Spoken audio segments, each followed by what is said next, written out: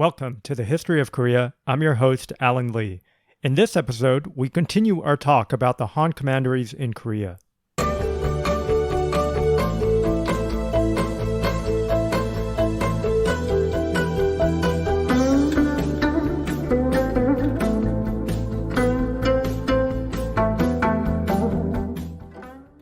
Where are we now in Korean history? As a brief reminder, Han China conquered the major northern Korean power, Joseon, in the 1st century BCE. It then incorporated into its empire the northern coastlines into more or less 4 administrative districts, or commanderies: Lilong, Schwantu, Lintan, and Zhenfan. At one point in time, each of these commanderies were managed by walled cities with tens of thousands of Chinese colonialists and officials and soldiers. The indigenous kingdoms and tribes in the north have been more or less pulled into a sometimes uneasy relationship with these commanderies. Some of them, such as the Ye in the northeast, willingly adopted Chinese suzerainty in exchange for their own semi-autonomy, but the Ye would not remain subservient for long.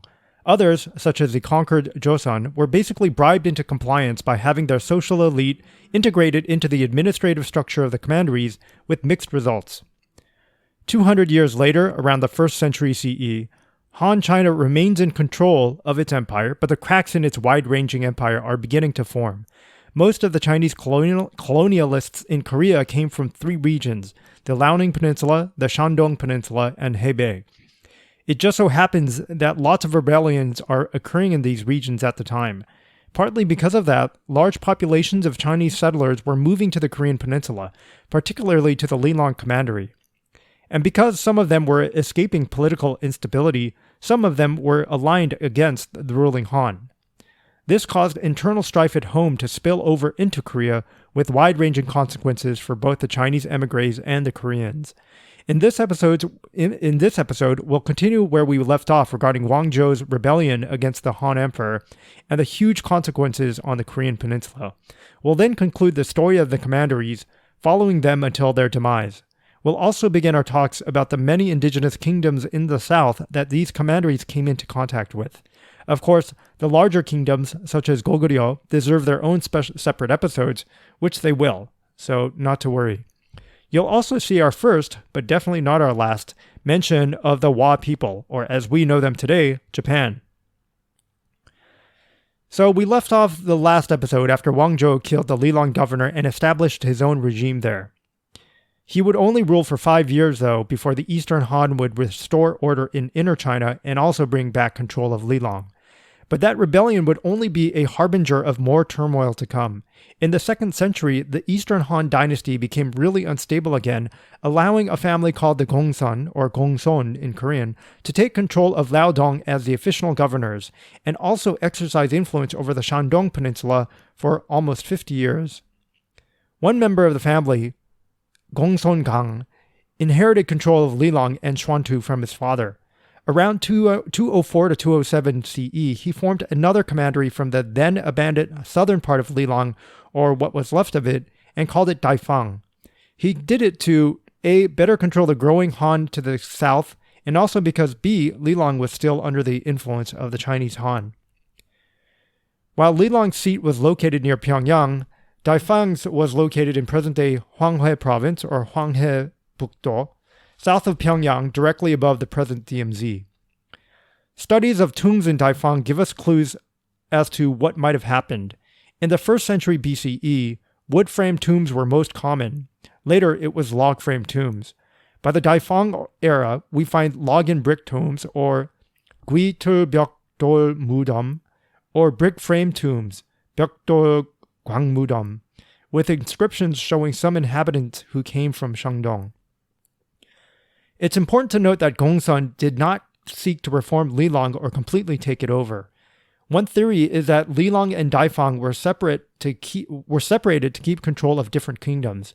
Lilong was used to maintain relations with Joseon and Ye, while Daifang was used to maintain relations with the Han people, that is, the Korean Han people, to the south, and also to maintain relations with the Kingdom of Wa. So let's talk about Japan. And this is significant because this is the first time in this particular storyline, and that's the China-centric one, that we'll be mentioning them.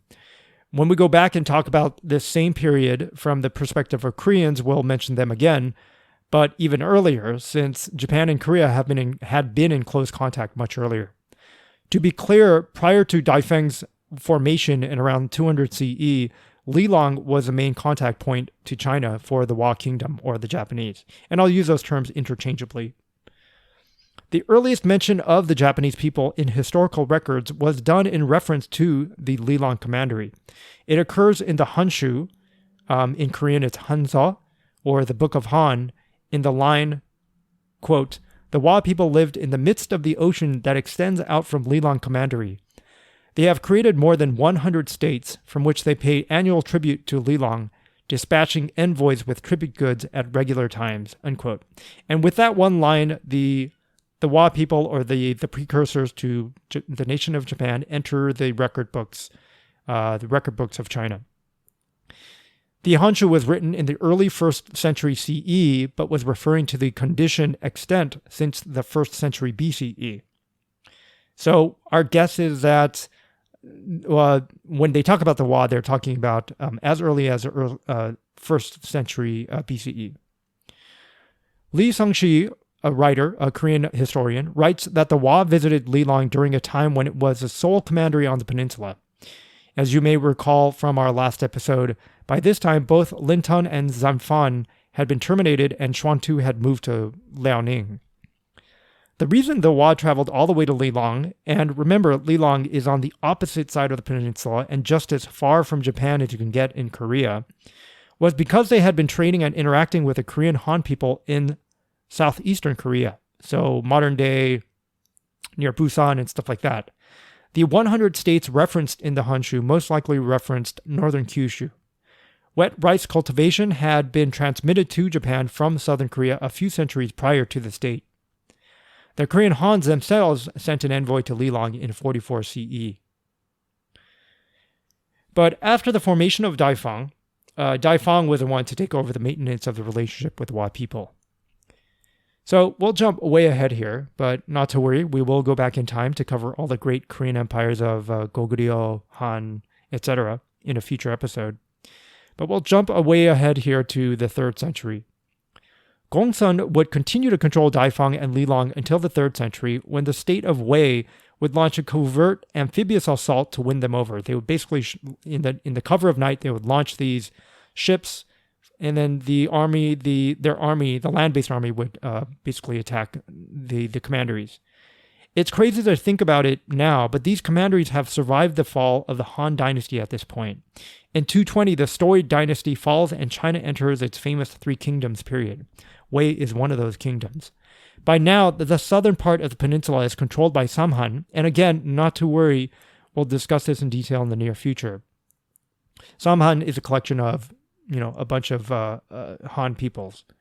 Emperor Ming's first order in Korea, Emperor Ming of Wei, is to provide the local Korean Han chiefs and their immediate subordinates with seals, quote, engraved with the titles of Fief Lord, or Upgun, and Fief Leader, or Upjang, respectively, unquote. The Samhan people enjoyed Chinese dress so much that even the common people were known to have traveled to the commanderies to offer tribute. So even they were rewarded with seals, even though there was no purpose for it. The records show that 1,000 people got seals and robes and caps. It's like school nowadays where everyone gets a participation trophy and everyone's a winner. Side note, this won't be the first time that Koreans, particularly the ones from the South, would treasure Chinese culture. My hot take is that it's not necessarily Chinese culture, but knowledge and technology and new things. It's perhaps in the Korean blood to love advanced stuff. This will be a recurring theme from here on out, even at the hands of persecution by, let's say, less civil societies, and I'm looking at you, horsemen from the north. Koreans would hold fast to knowledge, books, civility, religion, etc. And much of this is brought to them by China. So here's something really interesting. Meanwhile, in the Japanese archipelago, there's been a seismic shift in power from Ito, or Ido-guk, to Yamatai, or Yamatai-guk in Korean. Now, this is not a Japanese podcast. I'd love to go down the wormhole here, but we need to keep focus on Korea. Himiko, the famed queen of Yamatai, appears to have closely observed how Wei's subjugation of Lilang and Daifang happened. In 239, she shrewdly sends envoys, including Nashime, to the Wei capital of Luoyang. The Wei emperor conferred upon Himiko, for her troubles, the title, quote, King of Wa, friendly to Wei, unquote, while Nashime received the title, quote, Leader of court gentlemen conforming to the good, unquote, and the other envoy the title, quote, Commandant conforming to the good, unquote. High praise coming from the Wei. Each was presented with seals engraved with their respective titles. In fact, all these titles were better than the ones given to the Han chiefs. It was a clever game of diplomacy by the queen, because at the time, the Wa were clearly not a threat to Wei. However, Koguryeo and the other Korean states were very much a threat, so Wei chose to stay friends with distant neighbors who could clearly help them with their closer neighbors, with whom they were much less friendly. Wa would continue to curry favor with Wei, sending envoys to Luoyang in 243 and 247. This is one of the first times, but clearly not the last, where the Japanese people would take advantage of their geographical distance to study what is happening in the West in order to protect themselves. One really obvious example, another one, is when they were able to see in the 19th century how the West, the Occidental West, would force their way into Japan. And in response, they would, of course, launch the Meiji Restoration and the rapid industrialization of Japan. So that's what I thought was kind of a quick parallel there. You see the Japanese wisely kind of viewing what's going on between China and Korea and taking steps to avoid the same fate or make the fate better. You can also clearly see, even in this early time, and we're talking about, 240, 250, how intertwined Korea, Japan, and China are. I'm going to take a quick side tour into some citizenship policies, because it's very important. It is pretty relevant to discussing how Chinese and Korean people were treated at the time, because I know we're talking a lot of politics here, and we're reading the official entries of the Chinese histories, which generally don't focus as much on the social aspect of things, but obviously we want to get a glimpse into what society was like back then. And a lot of this stuff we're getting from the record books, but also from archaeology. So historian Kim Byung-jun argues against the common theory that Han China separated the Han Chinese populace of Lilang from the native Koreans due to some sort of ethnic policy. Instead, he notes that the government made a distinction between the conquerors and the conquered so that they could institute a kind of affirmative action policy to ensure that the conquered Koreans would not resist their authority, and this would be the newly conquered Joseon. They took steps to offer preferential policies, such as hiring them into official positions. So they had to keep track of who was part of the conquered and who was actually an immigrant from China, not necessarily because of ethnicity. This was to be a stopgap solution for the ultimate method of integration, namely intermarriage. So this was, more or less an official policy by the Chinese for the Koreans, that eventually the goal was to have the indigenous Koreans and the Chinese intermix, and therefore somehow invite Korea permanently into China. In this sense, and using a pretty blunt comparison here, but in this sense, their colonial policy was much more in line with the Spanish Empire rather than the British. Rather than planning on a strict ethnic division like the British did, the Han had expected broad intermixing of the indigenous and the Han immigrants. In fact, there is a record of a legal case that dates back to the early Western Han period. Again, just an insane fact that we could be even talking about actual legal cases so long ago, and the fact that such records have survived that long. Anyway, this legal case concerned another commandery, the Non Commandery, located in Hubei, which is pretty central to China. The governors of that territory, or commandery, were able to find a legal loophole in the imperial code to subject the non-Han people at the time to the same tax and corvée, or forced labor in lieu of taxes, as the ordinary Han people. In other words, during this rapid expansion of Han China, or China proper, they're running into all the indigenous people, even in central China. And the goal there, the closer you get to central China, probably the closer the tribes and the ethnicities of the people are to quote unquote proper Han Chinese. And so the more realistic it is for them to intermix with each other, and the closer they are in terms of culture anyway. So each of the governors of these territories are trying to find loopholes in the law to see if they can get some tax money, essentially. So it's not about the British Empire, where you have a few British people ensconced in some huge mansion and, cracking the whip on the indigenous people like slaves, and then, stripping the land of the resources and sending it back to the motherland. It's more in line with, these people are eventually going to be citizens just like us. So let's find out a way in the law to tax these people. And if they can't pay the taxes in cash, then we're going to institute a corvée. In other words, they're going to work off whatever taxes that we impose on them. So we know from this contemporaneous legal case that most likely the same thing was happening in Korea as well. And this case sets a precedent for how Han China could have viewed Korea at the time. It also makes sense because the Koreans were also an agricultural society, and therefore such taxes and corvées would have been a natural fit.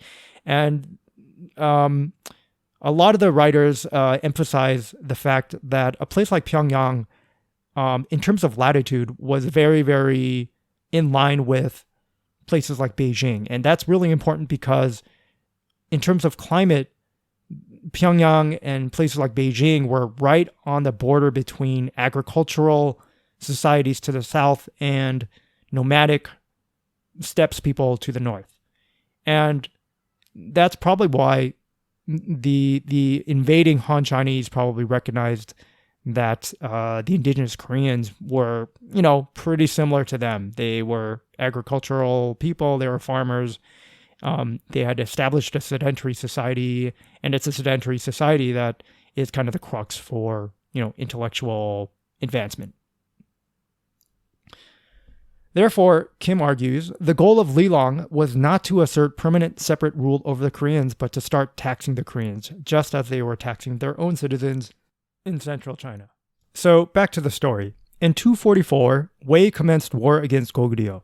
Again, this is the first time we're really hearing Koguryeo. We're going to dedicate a whole episode to this very, very powerful kingdom, but not in this episode.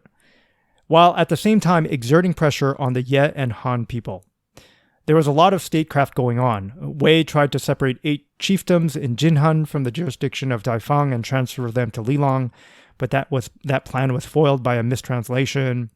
And there was some Han. There was another Han chiefdom that attacked Daifang. There was a lot of turmoil a lot of war going on there. Several dozen states in Samhan, including Nahe, surrendered to the Wei in 246. Meanwhile, the Ye, who had been subjugated by the Koguryeo, submitted to Wei in exchange for titles. At this point, Wei had put both the Ye and the Wa as tributaries. The Han put up a hard fight, that is, the Korean Han, but Wei mobilized the armies of Daifang and Lilong to bring temporary control back again by 248. In 265, Wei itself falls to the Jin Empire. So these commanderies have been around for so long, nearly 400 years, that they've seen the rise and fall of, at least the fall of the Han Empire, the rise of the Three Kingdoms, and now we're on to the next phase of the Chinese Empire. We're on to the Jin Empire. By this time, there are records of envoys from Mahan and Jinhan visiting the Jin court. This was because by this time, Lilong and Daifang were mere shadows of their former selves. In 274, the Western Jin establishes the office of Commandant of the Eastern Barbarians in Liaodong to oversee management of the far eastern regions, thus sucking a lot of the responsibility from Lilong and Daifang. Lilong and Daifang fall to Koguryeo in 313 and 314 respectively. The Jiji Tongjian and Samguk Sagi both confirmed these events. There are many signs that, by that time, both commanderies had lost much of their power and authority. For example, just prior to Lilong submitting officially to Koguryeo, 1,000 of its households had switched allegiance to Koguryeo. This would have been unimaginable in a situation where the commandery was strong. Also, the Chinese history books do not mention any names for governors for either commandery. Instead, they mention Zhang Tong from Liaodong, suggesting that perhaps the upheaval caused by the collapse of the Western Jin had caused both commanderies to be essentially unmanaged. So, during this regime change, the Chinese Empire is barely holding it together at home, let alone being able to appoint proper officials for these two commanderies that used to be really important to them but are now kind of on the outskirt.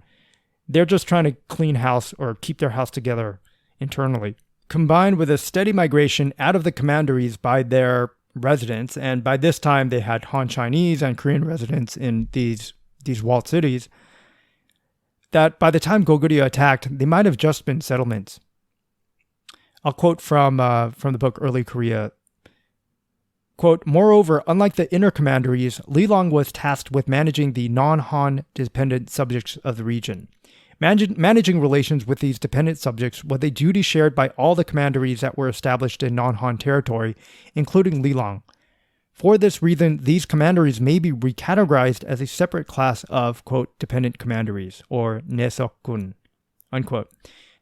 This goes to a point or a question I made in the last episode about how similar the commanderies in China proper were as administrative units from the commanderies in Korea, because the Chinese characters that Han China used for them was the same. It was Jun or Gun in Korean. And at least outwardly speaking, these administrative units were similar. But I think the reason why there hasn't been a lot of clarity about how similar these two things were was because it was probably a fluid situation. As this quote is saying, if you are a commandery or gun within China proper, you're really only responsible for the territory within your borders, whereas Lilong was an outpost. So it had its own territory and its own borders, although they were kind of, abstract in some ways. But it was also in charge of land outside of those borders as well. It was a time of turmoil in general. The collapse of the Chinese Empire and then the collapse of the Western Jin precipitated a land grab by all the different states of Northeast Asia. The Shanbei moved southward and plundered the Liaodong region. Specifically, the Murong Shanbei, or the former Yan, the Yan Kingdom, which we talked a lot about in the past, the far eastern kingdom of proper China proper, were also making power moves and were also looking to ally with Zhang Tong in Liaodong. This threatened Koguryeo, which had become very powerful, with a centralized administrative system and a very large military that can mobilize quickly. Again, we will cover Koguryeo in depth in another episode, but notably, this is the rare Korean Empire that attacked China. Now, I don't know everything about Korean history yet. I mean, that's what this podcast is all about me learning Korean history, but I believe that this is actually the one and only time that a Korean empire has actually attacked China on the offense. Of course, it's attacked China in defense many, many times, but this is one of those, maybe it's the only case where a Korean empire has attacked China in order to gain land. So it's very notable here. What happens is that Koguryeo is on the march and it attacks Schwantu Commandery. So you remember Schwantu used to be a commandery located in northeastern Korea. And its main responsibility was to interact with the very powerful Ye people there. But Koguryeo actually conquers the Ye people, and the Schwantu Commandery is rolled up. Actually, the Schwantu Commandery is moved completely to the Liaodong Peninsula, so it's actually out of Korea at this point. And the Koguryeo Empire basically attacks Schwantu while it's in Liaodong. They actually, in 302, Koguryeo actually kills 8,000 enemy soldiers and makes some pretty good progress there, but they aren't able to get full control of the commandery. Koguryeo was, however, able to block Zhang Tong's forces from joining with the former Yan. Then it launched an attack on Lilang. This war lasted for several years, and in 313, Koguryeo captured Lilang, and a year later captured Daifang. Finally, since 108 BCE, when the Han Chinese first attacked and conquered Joseon, the Koreans finally kicked the Han Chinese once and forever off their land. For 4 centuries, these Han Commanderies were not just a symbol of China's ever-reaching empire, but a center for trade, military, and culture. They drastically impacted the native Korean empires. We will never know whether the disparate peoples of Korea, from the Ye in the north to the Han in the south, would have united earlier. The Han Commanderies also brought the height of ancient civilization to the Korean peninsula. Officials, farmers, and peasants alike from places like Liaodong, Shandong, and Hubei immigrated to Korea and never left. They assimilated into the native population there, but not before bringing things like language, music, burial practices, food, weapons, and currency.